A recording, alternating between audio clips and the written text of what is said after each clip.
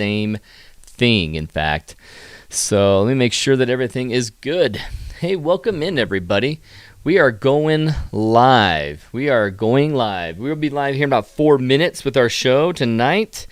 And let me clear out all of my notifications so I don't have any distracting elements here. But we have a good group already. Welcome in. Thanks for joining me on Milky Way Wednesday. Hey, Mark, where are you? I'm in Yorba Linda. So it looks like Mark is going to join up with Chris, maybe. Mark Moore, welcome in, man. I called you SS Mold again, but hey, Mark, I got to remember that Mark is connected there. I'm looking at the images that have been submitted. I got 2 of the Chris's. I got Matei. We have a good set of images tonight. This is going to be interesting to see who wins this week, or I should say this month. Hey, Kathy. Kathy's in here. Welcome in. So we got about 3.5 minutes left before we're going live. We're going to go do the classic thing where I take you on a video that you watch, and I'll come back, and we'll be live here shortly.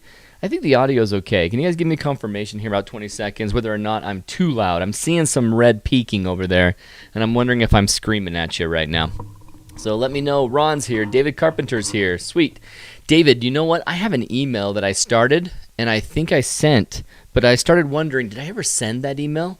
So if you haven't received the email, you probably received the automatic email that had information for Escalante, but I owe you an email still. I was giving you the answer on the hotels, but the simple answer is that you don't have to change location whatsoever in that workshop. The Escalante workshop is so nice because all you do is you show up in Escalante and I drive you everywhere else. So you just get to Escalante, get a hotel, you'll stay there for 4 nights, and even if we change locations around the area, you never get out of that hotel. So you only have to have 1 hotel for all the nights that you're there for Escalante, both May and June. So audio is fine. Good, sweet. Okay, got that confirmation. Let's go into our video. I hope this one that I'm clicking on will be interesting for the next couple minutes before we're live for Milky Way Wednesday. Making sure your lens is as open as possible is the easy mode best way to get a solid Milky Way shot. So when you're thinking, what is the best lens choice for Milky Way photography? Listen to old Aaron give you some tips. I say old Aaron because he has a huge beard. The first thing you're looking for is an aperture of f2.8 or greater. Check out this shot of my Rokinon. As you're looking at the aperture change from f22 all the way back down to f1.4, you can see how much awesome space there is in that light bucket of a lens to capture as much light in and get to the sensor without having to bring up my ISO too much to amplify the existing light. So when you're looking at your lenses, choose something that's f2.8 or greater. f1.4 is this Rokinon, and it is fantastic. Let's talk about the second thing. The focal length of your lens. That focal length choice is basically you're going to be as wide as possible from fisheye to about 50 millimeter. Those are your best ranges. What if I'm concerned about getting a zoom? Should I avoid zoom lenses? Heavens no. The fact that my Rokinon is better than my Tamron is not because it's just a prime versus a zoom question. While prime is fantastic, has high quality, and it will give you really great quality glass and clarity on the Milky Way, if this was an f3.5 and prime versus a zoom 2.8, the one I'd go with instantly is the f2.8. Lastly, you might look at this Rokinon and say, this doesn't have any autofocus. If no autofocus, this is going to be a frustrating lens to have in my bag. Well, for Milky Way photography, you are always going to be in manual focus. Look at your lenses. What do you have? Do you only have a 50 millimeter that's f1.8 or 1.4 or 1.2? Then go with the 50 millimeter. You will have to do a panorama, so stay tuned for a later video where I'm going to talk about panoramas, and you guys can get out there with a fantastic lens for Milky Way. You don't even have to go and buy a new one so long as you have something that fits in this category. And here we go. Welcome in, everybody, to Milky Way Wednesday. We are back on another Wednesday, hanging out, talking about nerdy things about Milky Way. And tonight we're going to celebrate the Winter Milky Way with 3 good images. Let's check Rhonda's text. Oh, yeah, not just Pano. Yeah, no worries. Cool. So 3 images tonight we'll be celebrating, and celebrating that winter side of the Milky Way band. That band that we hardly ever celebrate. And I honestly owe Chris Woodruff and Mary Beth Kaczynski for wanting to get into it a lot more, as in the past there was just nothing for me. My single image photography without an astro tracker, without an astro modified camera, you just couldn't really see it. You couldn't see everything that's going in. So this is something that now, with the extra help of the tracker, the extra vision with the IR filter removed, and now you can see everything in the infrared spectrum and get tons of nebula color. That Winter Milky Way is turning into something just as awesome and as amazing as the Summer Milky Way, which now makes this 11 months of awesome photography turn into 12. We absolutely have an opportunity to go all year long. So let's get started. Welcome in. I'm Aaron King with Photog Adventures, and I'm going to say hey to everybody here who's hanging out with me live right now. So we got Tim, we got Jerry, we got Chris, and Mr. Keith Kennedy, and Ron, and David, and Chris. I get other Chris? Yeah, two Chris's. Kathy, we got both the Chris's, which is awesome, and Mark, and then who else have I not mentioned? I've not mentioned JHM and Sharon, as well as Angelo, who I think is already left, because he's going to get out there for the comet, which I should tell everybody that you can around. Hello, everyone. You came around. What do you use for processing? Yes, I definitely came around, Chris. There is definitely a Milky Way worth seeing every month of the year. Even though the January Milky Way is more better winter than it is even the summer, I'm going to be enjoying the summer Milky Way core tonight. I'm going to be out in Moab, which is about 4 hours away from here. So I am cutting Milky Way Wednesday short tonight, half an hour short. And anyone who's in this contest, both Chris Whiting and Chris Woodruff, and Matei, if you're here, let everyone know what you use to post-process, because I know that Mary Beth Kaczynski favors going into PixInsight, but I've heard some other programs like Stars Plus Plus or StarNet Plus Plus. People are using that to remove their stars and then come back in. Steve's in. Michael McKeague's in. Hey, welcome in. And so answer Sharon's question about your post-processing. I'm curious what everyone's using here in the chat. And for now, I just got my power back in time for the stream. Living in Texas is fun. Is it really that cold in Texas right now? Yikes. Right now, I'm going to be leaving warm 70-degree temperature in my apartment and taking off for Moab to capture the comet tonight. So I'm looking forward to that. All right, they said I wasn't yelling at you guys, so I think here in the chat, let me know if you have any questions. Just hit me up with an all-cap sentence. Rakesh is here. Hello, all. Hey, welcome in. So, as we've done in previous weeks on Milky Way Wednesday, I let everyone know some of the stuff that's going on, what we're planning, and I just want to let everyone know that we're moving the AI Milky Way full discussion to next week. I am going to take off for Moab and do the last chance. I mean, it's not really my last chance, but it's a good chance for me to get the comet while it's the closest it's going to be to us, as well as probably a 5 to 10 minute window where the moon has set and that Milky Way core is visible, and I can be, welcome back, my Milky Way. Welcome back. My Milky Way core, my favorite place in the night sky. Looking at that core of our galaxy, that galactic core is just, it's gorgeous. It's awesome. And yet tonight I'm going to show off images that pretty much say otherwise, because there's really gorgeous images out there. All right, so do this. We'll do in the guild. Okay, awesome. Yeah, put some information in the guild. Anyone who's in the guild can see Chris's information on how he post-processes. So to give you guys a preview of what we're going to be seeing with the AI discussion, there's a couple ways that you can approach the AI, and I'm going to go into it real shortly. This is all set up for my live stream. Let me try and get this blue banner. What is this guy? What did I do? Did I remove something here? Gray? No. Maybe it's just that I moved the whole entire screen up. That's what I did. Okay, cool. We're back on track with where the screen is. I'm thinking I'm going to go for that. Sweet. So when you look at this image, this is an image that I captured at an area that's north of Moab. I'll just say that. And it's a really neat tower, little spire that is right here that you can see a rock up against a vertical Milky Way, and it turns out pretty nice. Well, there's two ways you can handle the AI situation, and I'm just going to go into it for a second, give you a preview for what's happening next week, since I'm going to take off early today and drive to Moab before I fall asleep at the wheel. So there's two ways you can handle the AI. Oh, I'm sending this giant text to you, Rhonda. Right now, it's been writing this to you with my mic on, and for the fun of it, I'm just going to hit send just because it's so long. And it says everything that I've said. 3 images tonight. We'll be celebrating that winter side of the Milky Way band. Oh, I hope I sounded better than that. Jay, Jim, Sharon, as well as Angela, who I think has already left. Angelo, who I think has already left. Cool. So, Rhonda, you have a transcription of the beginning of Milky Way Wednesday sent to you to your phone. Awesome. I'm going to turn that off now. All right, so Michael McKeek says, narrow window between moonset and start of astro twilight tomorrow morning. Yeah, and right now I believe in Moab, or tomorrow morning he means Thursday. So my opportunity is now. It's Wednesday technically, but when I look for the Milky Way core, it'll be tomorrow morning, Thursday, and that's a 9 minute in Moab. So I'm going to be in position.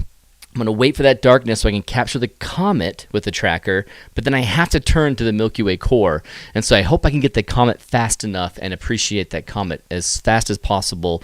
I'm going to use the red cat, and I'm not going to worry about tracking at first. I'm just going to take the picture with a long exposure of like 10 seconds, maybe 20. I don't think I'll be doing too much 20. Then I'll try the tracker, and I'll work with it. But the red cat's going to be a little heavy as I'm going to hike up to Delicate Art. Oh, I'm not saying all that stuff. That's right.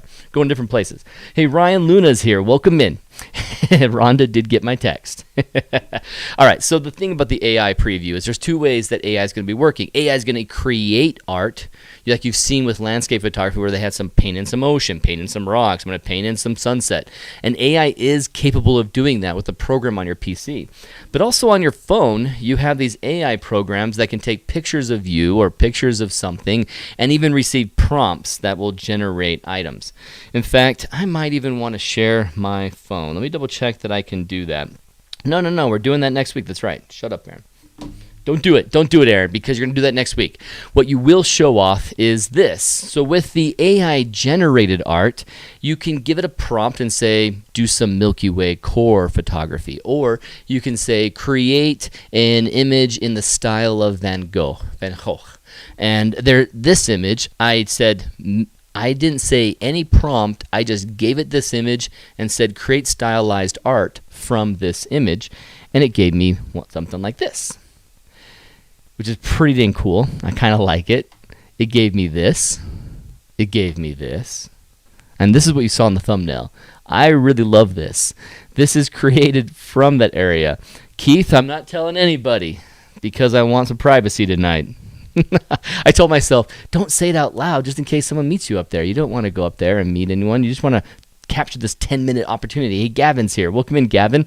And so I think everyone else here, maybe even Elieche is here. So hopefully everyone's hanging out right now. This image is one of my favorites of that the AI created. It used what I had and created an entire scene. I got to move this window over here because you got to see this side. Look at that stuff over there. It's so neat what it was pulling off with just the cool colors that it's chosen, all from my picture of that rock out there north of Moab. And let's go to the other images. Let's actually pull out where I can see everything and move that screen back over because some of these are very narrow, some of these are wider. You can see like a little type of Van Gogh style. This one was trying to be realistic, and it was pretty close. It's obviously not there yet with AI.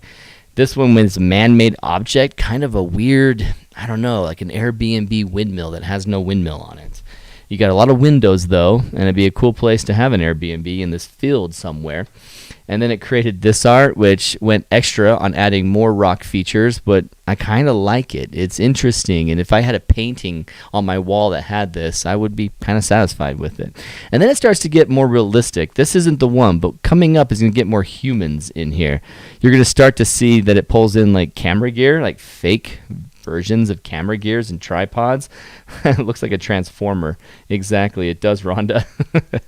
And then it continues with trees, puts a nicer Milky Way than it had before. It gives me some meteors for some reason, which is awesome, with some really focused and deep on the tree leaves. And then a camera with the Milky Way next to it, kind of like that. And then this woman, this really stylized, interesting texture drawing. It's so incredible what the AI is doing and pulling like these composites from all the existing art out there and then piecing together something like this. And this has a mood. I really love the mood of this. You can see like almost a boat with people in it traveling in this weird barren land with a beautiful Milky Way and this like four-legged creature, or just a really interesting rock arch, but I believe more that it's a creature in my mind, or a man-made structure that is maybe a machine, and it has additional little lines to make me think of birds and stuff in this alien world. And it's just so fascinating. And then like a really realistic female for the rock spire, almost like a head of a dog right here, enjoying the Milky Way. It's quite fascinating what it pulls off with the AI-generated art. So you get those apps. I happen to have the AI Art app, AI Art. There's a lot of them. There's a lot of them right now, and they'll charge you like $6 to have you take a bunch of your pictures and stylize them. I'll pull up my images next week where it takes pictures of me and made me look epic. And then this is some interesting art with a wolf, a marble, and a giant Milky Way, and then very realistic version, pretty much looking like what my image originally was, with an actual name signature at the bottom here. It's interesting that this chose to add that kind of a feature. I was intrigued that it did that. And just it's really neat what can pull up, and we'll be playing around with it next week. And remember, it all came from this image right here. So it took that and went playing with it and created all those images. And we're going to talk about the AI art next week, and we're going to go into it deep and talk about how we using it. We'll talk about the benefits of it that can be used and some of the negatives that are coming for us when they do it. And I'm going to do testing some real AI technology on my PC right here so I can show off how you can actually paint with AI. And it's going to be interesting to go through. But we're not doing that this week. We're going to feature some of the great images that have come to us from the contest in January. Now, if I want to feature everyone's stuff really nice, let's go ahead and shrink this. Oh, you know what? I'm going to shrink it. What? It's still cutting in. Let's just shrink, please. I want to see their images nice and large. Okay, looks like that's the edge, and I'm going to go here. Okay, we'll have a top and bottom border. That'll be fine for me as we're featuring it. Tales from the Loop, exactly. It looks just like that kind of art. It's interesting how Tales from the Loop was created from an artist, just few images that he created, well, several dozens, that he created, and then that art inspired an entire narrative, an entire story to be created in Tales from the Loop, the TV series. I think it's on Amazon, and they created an entire series based around his art style, even though the art style didn't have any lore, it didn't have any background for it, and yet they went for it. So look at that Chris Woodruff's image right here. This is what you're going to be showing off in that Winter Milky Way. And seeing how he captured this, he got a nice long exposure on something that I've actually tried to capture before, and it looked terrible. Chris, you're in the audience right now. Can you tell us if you captured all of this during the night? Because your stacking and your long exposure made this look the best I've seen it, compared to, going for a blue hour, because it's not a true blue hour blend. It's definitely at night, but just curious what you did to bring out that foreground. I did a time lapse, and I think I underexposed it too much, and I couldn't quite pull out a lot of the Devil's golf course here. And so that right there, being that it's so busy and distracting, and normally it looks terrible, but I've done a time lapse right from this spot, and it did just come off poorly. And I know, Aaron's doing classic stuff. I really need to get going at 7:30 so that I can get on the road. But, yes, I'm going to look for it.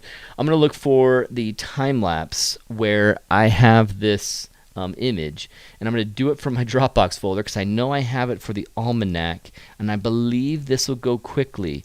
But I've said that before, and I've been disappointed before. Okay, this is a still image from the time lapse. At least it'll show off what I'm talking about as to what didn't work. So comparing Chris's Devil's Golf Course to my own, you can see how I was lacking. Oh, don't change the image. I was lacking extremely in the detail down here where he pulled it out. So that's looking much, much stronger. And then my time lapse comes off of this distance. You got that light pollution from, I think it's Las Vegas, but Pahrump is closer. So maybe it's just Pahrump's light pollution, honestly. But it's looking that direction. And the light pollution isn't so great. It isn't so great that it actually ruins your shot whatsoever. It just highlights the rim of the mountain range, and the core ends up getting completely out of its way. So it works out really, really well. So when I'm looking at this and thinking, okay, I hated this foreground. I'm never going back there. It doesn't look good because it's so just, there's no definition in it, that even if I got a longer exposure, I would see no definition and a bunch of nothing. And yet, Chris has changed my mind. He's changed my mind, and it looks actually pretty awesome. So some of the information is coming down here below in the chat from Chris. He says, I think it was a panel of 5 images I stitched together. You can even see my big gulp cup. Yeah, I know, I was loving that. You know what? I'm just going to save this image. I need to save it and put it into Milky Way Wednesday, and we'll go Chris Woodruff. When I decided to take off and capture the comet, I've kind of been busy setting myself up for that all day because I was there last week, wherever it was that I went, someplace. And I was there last week, and it was, how come I didn't seem to put Chris's in here? That's weird. I'm going to save it again. So then here is Chris Whiting's, which is actually really cool. Save this image as Chris Whiting. Oh, I saved a folder of files. This one's an actual image. That one's an image, but for some reason, Chris's just came through. Woodruff. There we go. Awesome. So now I can enjoy pulling these up easily and not have to fight the browser. Oh, oh, thank goodness. I just noticed that I have this up in the background, and I thought it was going to have double audio, like right now. Files. Now it has double audio. You guys are probably hearing it on the desktop audio. But thankfully, no. It wasn't already on. Oh, my gads. I was so nervous there for a second. Whew, that was close. Here's Faroe Islands. Kathy and Rhonda were with me when we captured this image. We've talked about it before, but we're going to be back out there in September. I have no more slots for the July workshop of the Faroe Islands, but I have 2, maybe 3 slots for the September Faroe Islands workshop if you want to join me out there. It was in the fall when Kathy and Rhonda and I captured this image with the great weather and then also Aurora. So if you want to join, just saying. Just saying. All right, let me go through the images. Mate, make him large. Let's go to Chris Woodruff and Chris Whiting. Okay, let's make Chris Whiting big, go back over to Chris Woodruff, and come back in here. So now I can zoom and play around. But it looks like I'm going to have to minimize us. Now, I really want it to go big. So let's find the way to make this look better. I am going to maximize this, go over to the right. Oh, I guess I have to minimize still. That's where it is. It's not cropping. Okay, if I zoom, but I go back out full. That's satisfying. That's satisfactory. I think that looks good. Okay, awesome. So when you're looking at his big gulp cup over here in his chair, he's enjoying himself. Oh, really? I could zoom in, but it's not going to. It's going to crop it off unless I fully zoom in. But these 17 pixels are of a big gulp cup as he's enjoying his morning, getting ready for the shot. And he said he did a 5-panel stitch. He can see his big gulp cup, and he's captured Devil's Golf Course in nearly full moon, and it was boring. That's interesting. So you saw it with great light, and it's still boring, right? It's a subject that's tough to make the most out of. And yet in this image, it has a complementary texture to what's going on above. And when you're looking at this image and celebrating what works, the color palette from yellow to orange to pink to light white pink to the interesting kind of black pink, the gray pink, all of this magenta that is the dust lanes, all of them seem to have a hue of pink on them, except when they get overblasted by the yellow or blasted by the orange over here. It's not aurora, it's light pollution on thin clouds. You can see the rippling of thin clouds right here. And so Las Vegas, Pahrump, all of these lights are starting to texturize and fill the canvas of clouds with color. And it looks awesome. It's like an orange-yellow sunset / aurora that's happening in this image that's making it look even better. And the lens, he was asked in the chat what lens he was using, and he says he's using a 35mm Tamron for his stitch. And so that's an f1.4, and he was stopped up to f2. Awesome. He says the sky was 7 positions with 3 images stacked. So he took 1, 2, 3, 4, 5, 6, 7, to get that full sky, and each one had 3 images. And so he was doing that for 75 seconds at each position, and it was all at f2 3200 ISO. So that's awesome. Thanks, Chris Woodruff, for sharing that information. So as you look at what's working together with this texture, despite the fact that it is 50% nearly of the image, it's not boring. The most close to us area of Devil's Golf Course is interesting. I kind of like that he wasn't over here where he had just similar patterns just kind of flooding and spamming the foreground. He has some gravel breaking it up here, and that makes it even stronger that it has this breakup of next to the road. And then it gets into the hyper pattern of just bump, bump, bump, bump, bump, bump, bump. All those bumps, they work like that as well as they can. And if you had moved your tripod into them, all you would see would be a very repetitious pattern and texture. But he has a breakup in that repetition that makes it look even stronger, and I love it. I'm loving it, Chris. And the way that it works so well with this texture going up into the sky is because of that star reduction that I approve of but won't do myself. I just don't think I'm going to do it. I don't want to do the star reduction. I enjoy the sandy texture that is being left behind here, and I enjoy how so much of his image with the detail and colors, with the Orion Nebula, Horsehead. Oh yeah, let's do all of our anatomy checkup. But again, everybody, Orion constellation has Betelgeuse and Rigel, Bellatrix, that's the star over here. Here's the belt. At the belt, you see Horsehead Nebula, and you see the Flame Nebula, Orion Nebula, Barnard's Loop. I think this was North American, or it was California Nebula. This was California Nebula right here. This is North American. This is Rosette. And then, I'm forgetting those ones again. I got to create that tip sheet, and I got to study it myself, because those nebulas up there were something like Thunder and Lightning and Hard Rock Cafe, something like that. I mean, those are what's popping up in my head, but they're not the correct ones.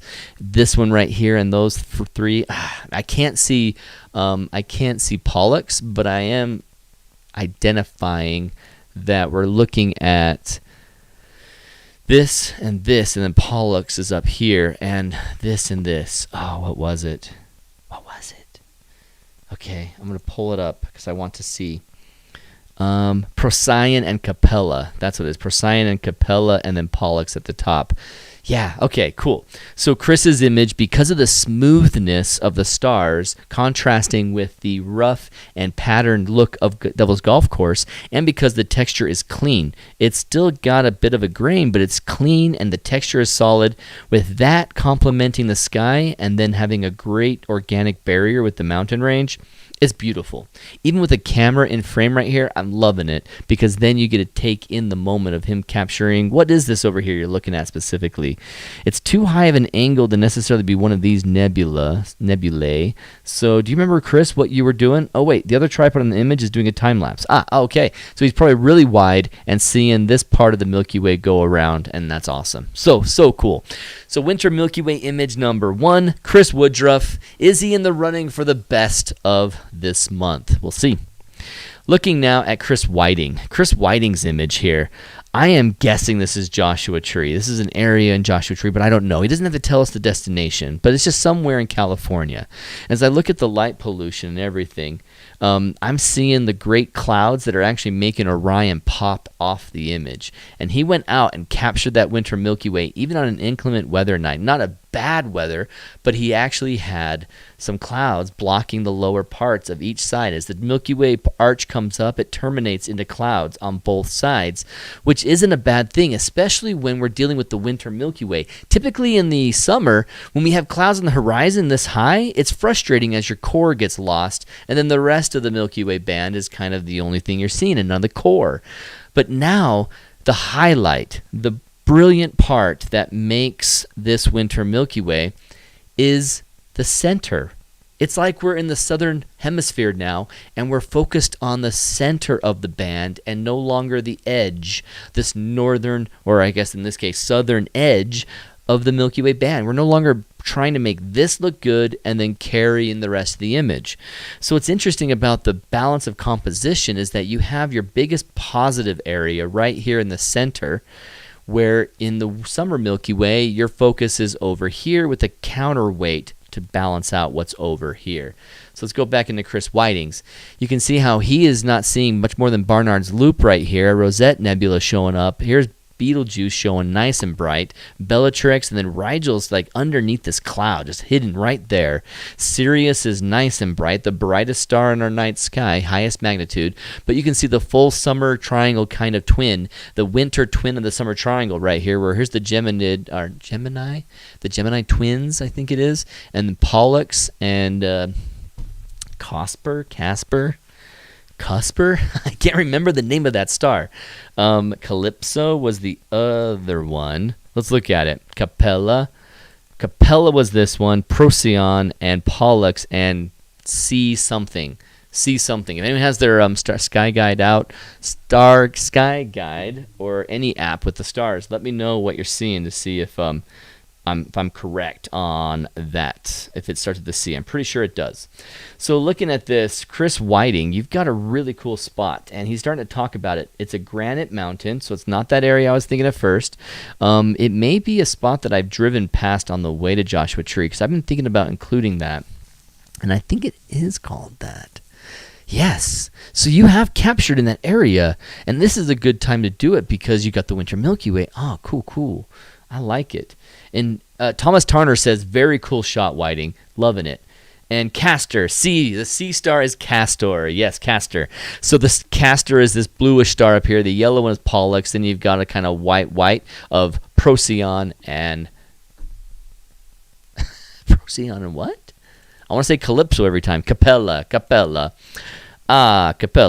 So right here, this Milky Way favorite part is the one that's being allowed to be seen. The clouds are blocking this end that we're, okay, who cares? Blocking this end, all right, who cares? It's not blocking the most glorious, awesome spot of that Milky Way band. And so the part that we're celebrating is right here, and it's showing up in Chris's image. And as I zoom in, you can see Barnard's Loop getting the pink, the Rosette Nebula. So Chris Whiting, is this an example? It is that spot. Okay, I'm thinking the right spot. Cool. I've been saying cool a lot lately. It's become my new you're golden. Isn't that right? You're golden. You're golden. I say cool. Chris, this an astromodified camera? If it is, you're just getting slightly color through here. Was it because the moon that's lighting up this terrain was blocking off the detail? Was it because of the light pollution in the area? What do you think? As well as, if it's not, there's a good example of getting some great detail despite the fact that you don't have an astromodified camera. Excuse me. I'm running out of oxygen. So in his image, you're getting enough pinks and hues that are shining through.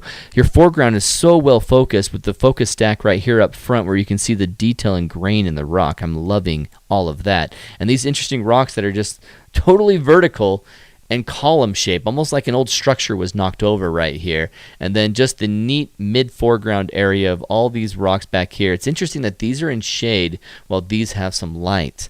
I'm curious about that. Might be the fact that a moon at an angle was just not lighting up that spot. So there's no astro mod. No tart mod. There's no astro mod. And no, okay, cool. This is the full answers there. There's no astro mod on this camera. It's getting all that color and that detail. With the thanks to the clouds bringing up the stars and making their star color pop through, he didn't need a double fog filter to make this work and make this look good. But I do want to commend him on getting his headroom for this arch. He went ahead and listened to my advice of using these as guides. If you can get Pollux in or maybe at the edge of your frame or just barely out of it, but you can see where Pollux and Castor are, those ones, that's a good headroom for this Milky Way. You can get lots of room to get everything else in if you do that. Chris Whiting. Oh, no, this is Chris Whiting. Chris Woodruff's image, he doesn't have Pollux and Castor, but he does have enough headroom because I think he had it just off the frame. And look how much clearance he has here. You can see a little bit brighter colors right there that are showing up, and they go right up to the edge of the frame, and that works because the dust lanes are where you would feel crowding. You would feel crowding in the top of the frame if the dust lanes were touching. So this worked out terrific, and I love the image from Chris Whiting. The extra effort of the focus stack on the foreground, the blending of the sky, and in his case, he focus stacked, but he didn't have to track. Or no, did you track? No astro mod, but did you track, Chris? I'm curious about that, Whiting. This is a cool spot. I'm definitely going to try and copy him here. I won't be able to do it this year. It's going to be next winter when I can get out there for this spot. I'm going to try it as well. It looks really cool. Maybe I'll meet Chris Whiting out there and finally hang out with him in person. That'd be awesome. So now we're going right up to the very end. It's 7:30. And I've taken these two images first because I do already have a favorite. That favorite was quickly decided emotionally and just visually and checking it against all the requirements in my head, and it fits. Mate has definitely won the January photo contest. So Chris Whiting says he has 2 rows at 24 millimeter for tracking. The stacked gets the edge and the distant mountains. Foreground was while the moon was up, but not focus stacked. So he didn't have to focus stack. That's fantastic. As I'm looking at these closer rocks, I can see how they would be in hyperfocal distance. And then I guess there might be a focus stack need here, but it's not actually required. There's nothing about the image down here that is ruined because this might be a little softer than the rock right there. I love it. I think it looks fantastic. And I got a nose hair that's itching my nose. So apologies to the audience as I am starting to be distracted by that. So let's do a little bit of whoop, whoop, whoop, whoop, to try and get that itch to go away and stop distracting me. As long as there's not a nose hair growing out of my nose right now and disrupting this live stream, we're good. So looking at that, not being focus stacked, he's got the brilliant, even though at night, great sharpness that's happening on one setting, which is just way easy. It's way easier than what it could have been. So he shot at f5.6 to get some more depth of field, and he shot it with the moon, so he's got that. And it looks awesome. I agree with Chris Woodruff. Love it, man. And he was asking what focal length, and he got the answer there. Okay, sweet. Okay, sweet. All right, you guys. Chris, great images. Absolutely love them. The extra effort on both your parts, I love it so much. And Chris Woodruff's, you definitely had a fantastic image that was nice and clean. And I think everyone is going to look at this image as a kind of a milestone to hit. If you get your Astro modified camera to start showing and singing like Chris Woodruff's, you know you nailed it. So you are now a standard of measurement, a standard of success, a banner that we in the guild can look towards and follow you, Chris Woodruff. And Chris Whiting, your shot out in that area, it shows that you went out recently and you actually captured it. I love it. Did you get, which Chris said that they got the comet? You saw it, Chris Whiting, in yours, right? Where can I look? You said you saw it in your frame, but we probably won't see it in the live stream, being that, we're going to be looking at stuff like this. Like, oh, that's the comet, but that's not the comet. There's a little gray structure towards the north. And as you're going through this, you get towards Big Dipper over here, and that's where you're going to start to see the comet. Just for everyone's reminder, that comet, you know what? Let's hit Stellarium. Might as well. Let's open that baby up, because last week or 2 weeks ago, I think it was last week, we actually initiated the update on Stellarium to have the comet show up. So for instance, tonight I'm going to be out, and let me just go to the timing of what I'm going to be doing. So February 2nd around 4:30, and where will Het Comet be? Scrolling. There's Pollux. Oh, and Castor. Remember Castor, Aaron? The moon is starting to set, and there it is. So as you're looking at the constellation lines, let's bring those puppies back in. And lines. So we've got Ursa Minor, and we've got Ursa Major.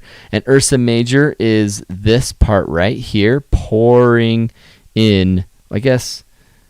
This Ursa Minor pours into the Big Dipper cup, their Big Bear, Little Bear, and between them, if you're follow Draco, you're going the wrong direction. You want to come back down and go to Camelopardalis.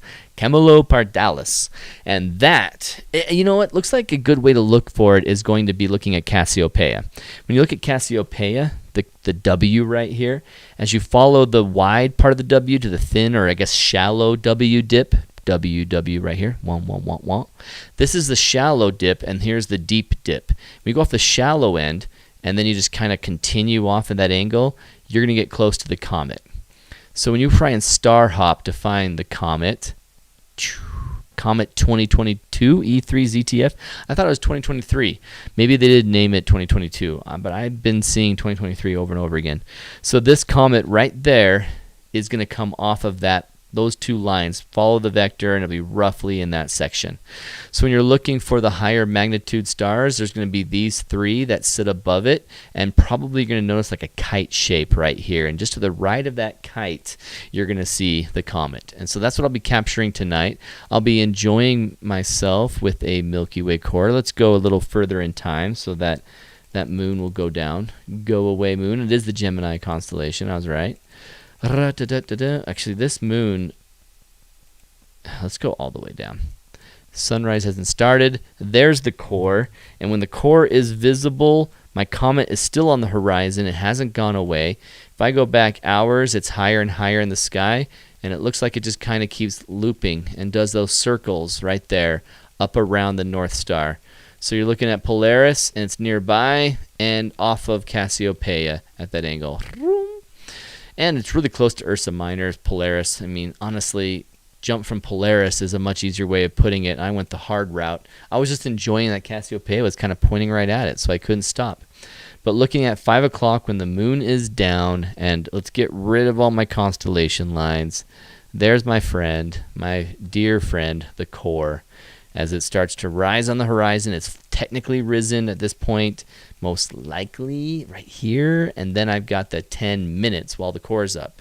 Notice that there's so much visible even before the technical middle of the core is visible. So I'm going to have a lot to capture, a lot to see, a lot to celebrate. Got the row of Fuki right here. I'm very excited for this.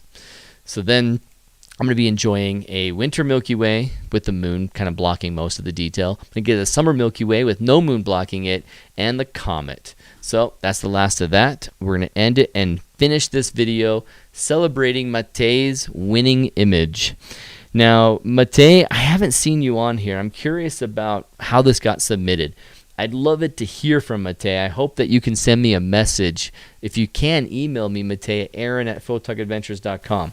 Let me remind you also this email address. You can email me here, right there. Milky Way Wednesday @gmail.com, Matei. I'd love to talk to you and talk about this image. Let me know some information about it and give me some background. We can talk and celebrate it when I celebrate it after celebrating Justin Miller's, because the end of the month got much busier than I expected, and I haven't had a chance to celebrate Justin's enough. So Justin Miller's from December will be celebrated first, and then Matei's for January. And email me here, Matei. If you're watching this video, email me here. All right, let's go back to the screen. Let's celebrate this image some more. So I am going to zoom in a little bit, and I am going to move off of his little disclaimer information there. There's kind of distracting text. And let's look at this. The full image, how much are we seeing? Okay, we're seeing all of it. Good. And then if I zoom in, we can go away from all that. Cool. So this is an area where he's gone with like the Paul Wilson method, very similar to what Southern Hemisphere has to do in order to capture that Milky Way arch. The way that the Milky Way Panorama works for them is the same as ours, but it starts up here and then goes and sets. And I think so many people just adore the really extreme angle and they go for it. And because the core is at the top of it, it doesn't have that weird feeling when the core is on the right and we do this funny angle. So this works really well in the Southern Hemisphere, and you can see how the colors are just blazing through. I wish I remembered all of these auroras, all these nebulas, because the names of them would be fun to point out because I can see them so clearly. California Nebula, yeah, something. I think it's North American, and then Rosette, and then we got the Barnard's Loop with what's happening down here with Orion Nebula. Very good detail, Matei, and I just love the shape. When you deal with a foreground that has its own lines and its own waviness and curves, the fact that he has a very extreme Milky Way arch and panorama is quite great. If he had the long one right here and terminated on this edge and went over there, that'd be pretty interesting. but it might be a little imbalanced as you deal with this very high arching stop there. But then you kind of wonder why you include all this space. Do you cut off some of this? And you got this beautiful path that he's hiked on, and including it into the image is really great context, and it looks good. To me personally, I definitely love it. And Tim Farmer confirms, by the way, down below that the 2020 is the name of the C2022 comet. It wasn't 2023. I've just been probably seeing that in my head and then just saying it. Or maybe there's some places saying it bad like me. So when I look at this and how it has this kind of puckered lip shape of a Milky Way arch, it completes itself down with the same kind of distortion in the path that goes right at the feet of his tripod. And I love that feeling of fisheye almost right here, with extra on the right and left, and an equal amount of extra on the left as he has on the right. It's very balanced and very well captured. And with this light pollution, almost looks like the lights, everybody. The lights that happen at the dawn before. Ba ba ba ba ba ba. What are they? What are they? They are zodiacal lights. The zodiacal lights. It looks almost like a zodiacal light, and it may in fact be, but I think it's just the light pollution you can see in the cities down below these mountains. You can see a little light from a city there, a little light from a city there. And I'm imagining this is just a spike of light pollution, honestly. But it gives off that vibe of a zodiacal light. And it's neat. It doesn't look bad. It's not ugly. It's white light. It looks cool. Maybe he color balanced it back to white, but he did a great job doing so. And then everything about his astro-modified camera complements so well, the pinks, the hues. There seems and appears to be green in his image above that complements the green grass that he's hiking on down here. And this is green grass that's still existing, even though he's got an obvious winter Milky Way. Oh man.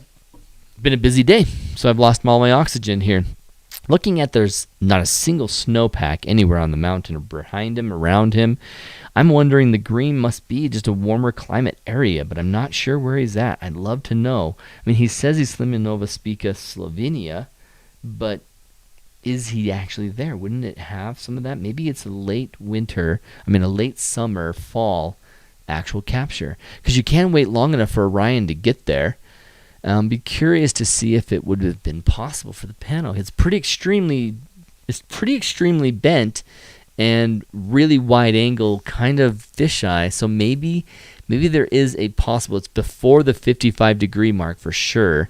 So it must be something that's straight above us, has Orion that shows up, and he makes it work. And it's kind of technically not a winter Milky Way when it comes to winter season when he captured it, but it is of the side of the Milky Way that we are all coining the Winter Milky Way Panorama.